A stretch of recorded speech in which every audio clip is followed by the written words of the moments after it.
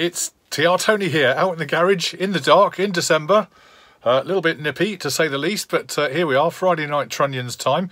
Just a quick update on progress. I've been splitting the Triumph Stag seat squab, as you know, and I'll show you that in just a moment, just to quickly remind you. But the plan for tonight is to start working into the seat back, the front seat back, and seeing what we can reveal from there. I've got a couple of viewers who've written in and said they've got some really good suppliers who are great at vapor blasting and sand blasting or bead blasting with all sorts of powder coating facilities as well. So Jeff has written in and pointed us in the direction of a supplier over in Southampton that I'm quite interested in working with, because as you will have seen from previous videos, there's a lot of wire brushing and rust removal, which really at the end of the day doesn't get rid of all of it. So I quite like the idea of vapor blasting, he called it, which is an interesting kind of procedure which will take out all that rust in one foul swoop. So let's get stuck into the back seat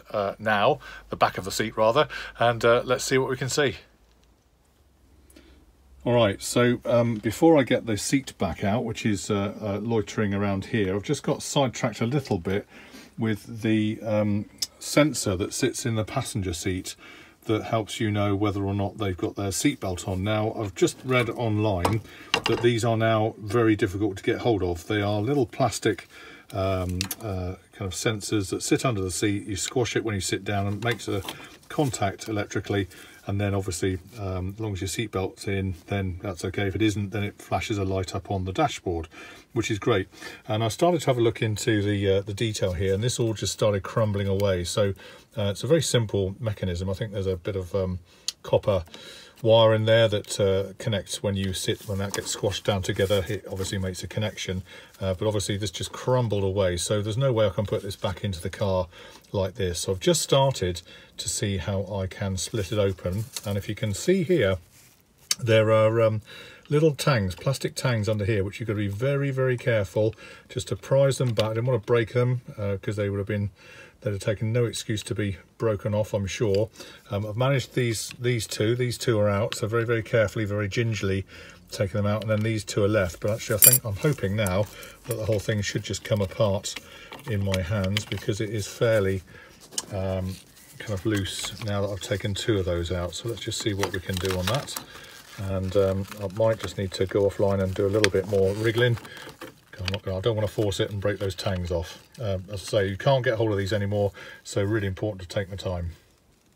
All right, so I've got the two tangs off, as I said so far. These two here, you can just about see them here, are really, really tricky. They've got to be very carefully prized out, slightly pushed, and then hopefully that will just lift off. If you're pushing the base here, that's what I'm trying to do at the same time, so I'm not splitting this anything other than with finger pressure, and hopefully that will start to be released from the mechanism, and we can actually get to see inside and see what's actually going on in there, and hopefully not damage it in the process, which, as I say, is the last thing I would like to do today. And proving a bit of a fiddle, as you can see, these things have been there for 40 or 50 years probably, and I don't know if that's beginning to move. It looks like it is beginning to shift. There we are, got it. Okay, right, and that last one hopefully should just drop out, I would hope. Maybe not. Needs a little bit more persuasion, and I'll do that off camera and come back to you. I think I don't want to break it. And there we are. I've managed to split it into two and successfully managed to retain these clips. If you can see here, those little tangs, if you can just see there, they've got little edges on, and we have to be very, very careful that we didn't break off those little tangs, which could be really, really difficult otherwise, and irreplaceable, which wouldn't be good at all, would it? So that's that plastic cover in one piece with those lovely tangs. You can just see them there, retained and not broken. Put that to one side. I've not looked under here myself, so about to find out what. Okay, so that looks pretty straightforward, doesn't it?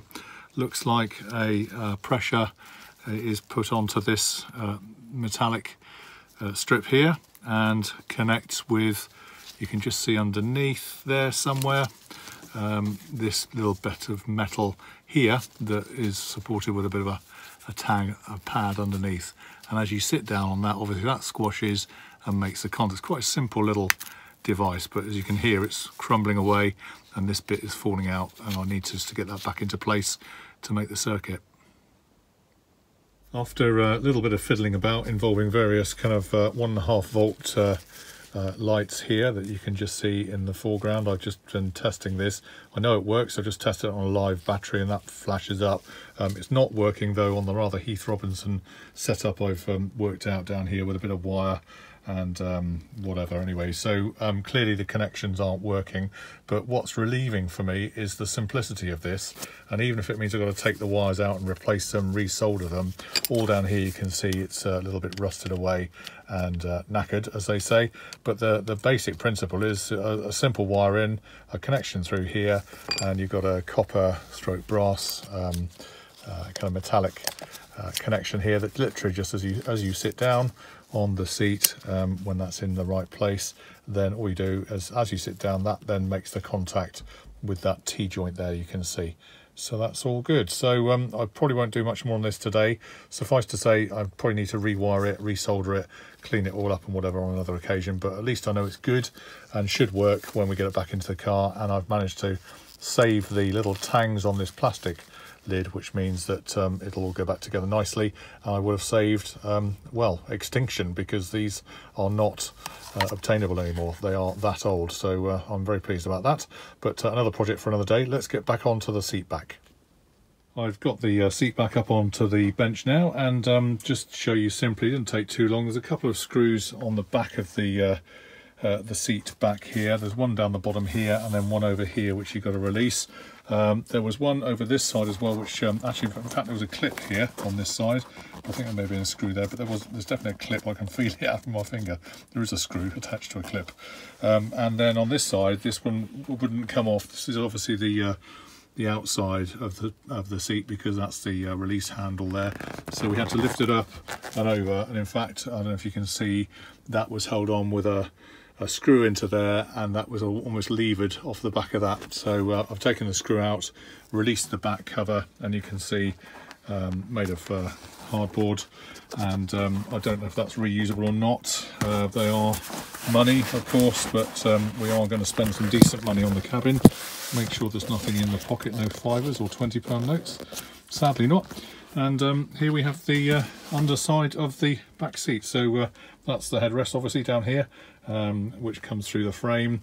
You've got various kind of straps across with the foam, which doesn't look too bad actually. It looks quite good considering, compared to the what was under the seat squab. And then obviously got a lot of clips here, which I'm now going to start to take off to remove the PVC outer, just to see what we can release underneath, and let's see how that goes. And these are a bit of a fiddle, as you can see. You just got to get behind them and then lever them out, such that they come off the they're obviously on the frame and clip down. So there you go, got it off.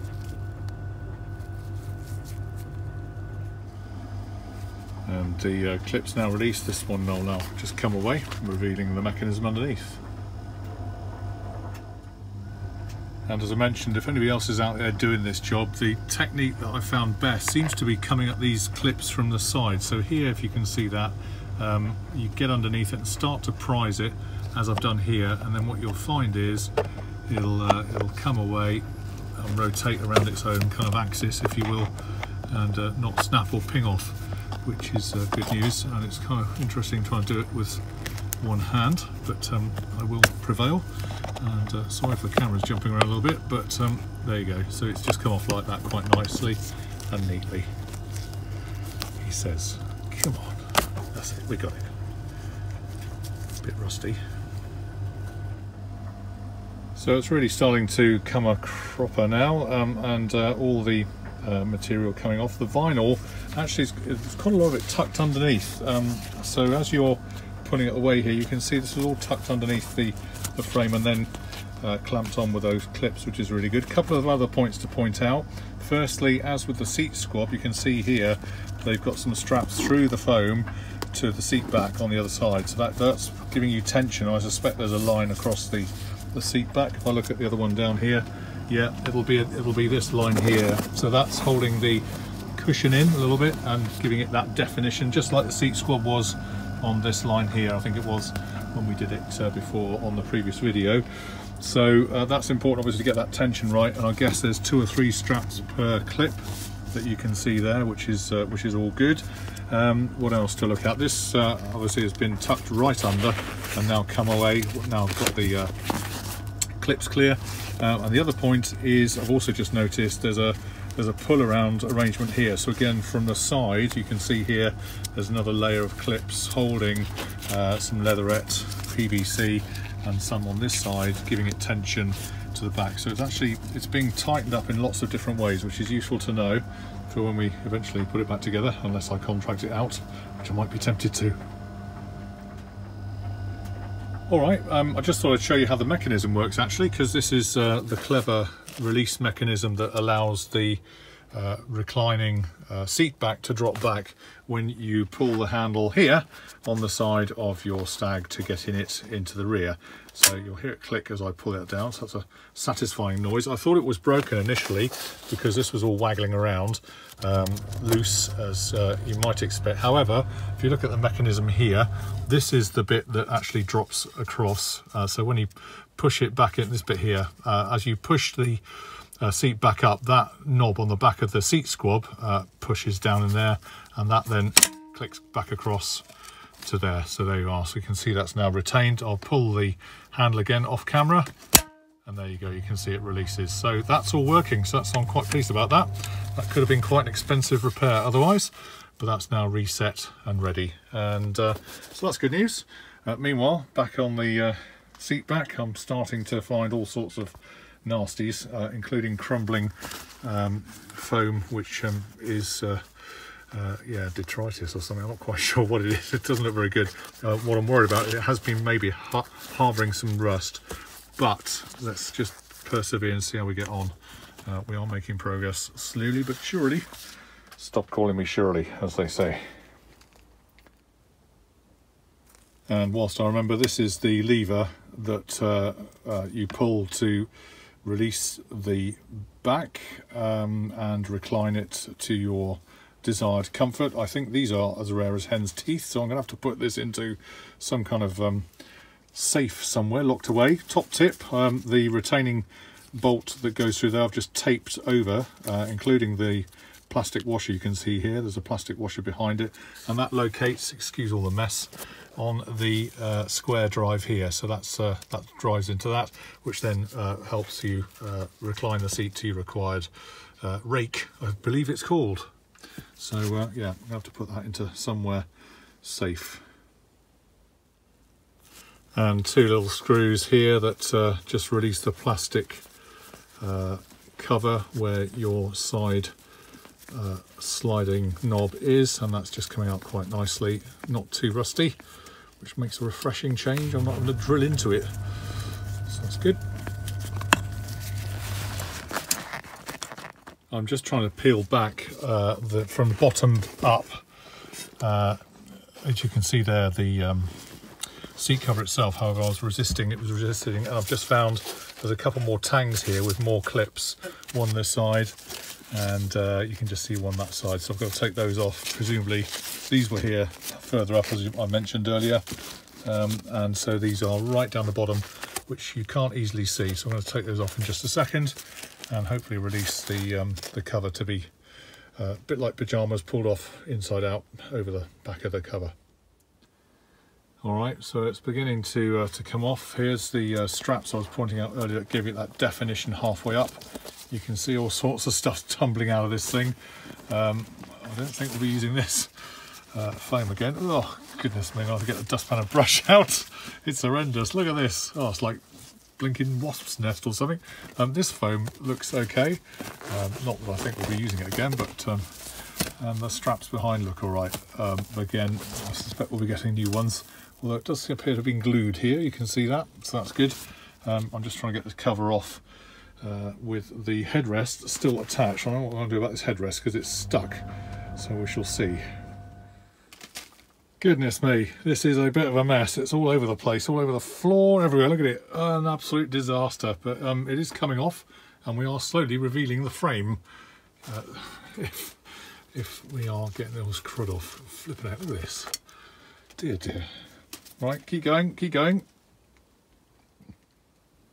Both the foams in the middle of the back actually still seem to be reasonably good. Obviously they were stuck with, I'd imagine, some kind of contact adhesive, so I'm literally having to peel them off as I go. That one's come off as you saw earlier. This one is slowly but surely, you can see where it's been stuck to the straps here before to stop it moving about, so that's good practice, I guess, when they made or recovered these seats, whenever that was last done, a few years ago, no doubt. But it is coming off. Meanwhile, I've had to adapt a bin liner around the bottom, and there's stuff gone everywhere, but we'll have a tidy up later. We are making progress. Still not sure about what I'm going to do, reference the head restraint, because that appears to be rusted in quite badly, unless I'm going to get lucky. We'll have to see. We'll have to see. Well, it's probably not professional, not very pretty, but there's this head restraint is obviously rusted in here into the internal stay. You can see that. So I'm just literally ripping out, because we're never going to use this cover again, obviously. And so I'm just literally ripping it out. So it's just going to leave that little collet behind, and we will have the cover off very, very shortly. Right, well, we have a result as promised. It is actually officially off, revealing a frame that I think could be saved. It's got a bit of surface rust on it, but not looking too bad. I guess by the nature of its position in the car, it wasn't wallowing in water like the seat squab was for many years. The only doubt, of course, is I'm going to have to see how I get this head restraint off. It looks like a couple of rusty screws here and here that no doubt hold on the frame on the top, this soft piece here, so we'll have to look at that offline. But reasonably happy with an evening's work, Friday night trunnions and all, that we've made some progress. But there you go. Meanwhile, in the bin down below, the garage is looking a bit like the Somme. There's mess everywhere, but I guess that comes with restoration, doesn't it? It wouldn't be right otherwise, would it? All right, guys, so there you go. I think that is now stripped down to a degree. The rubbish that came off that, the crumbling foam, was dreadful, but I have managed to sweep up the garage floor now, so Ali the nag will be reasonably happy, I think, when she comes in a bit later on. Yeah, fairly simple job. I'm sure you can do this at home fairly easily. Just look after all the bits and pieces that come off of it. Make sure that you look after it, because you never know if you can replace these things or not. I have taken a decision to chuck the crumbling foam and also the now torn seat cover. I had always assumed we would be buying a new set anyway, but there you go. It had to be done. I'm just a bit worried about this head restraint now, and how we remove that, but I'm sure we'll get there in the end. Anyhow, that's the latest in the seat dismantlement, and I'm sure we're making good progress, but it is a bit of a journey, but hopefully others are learning from this as well if you fancy doing this at home. But there you go.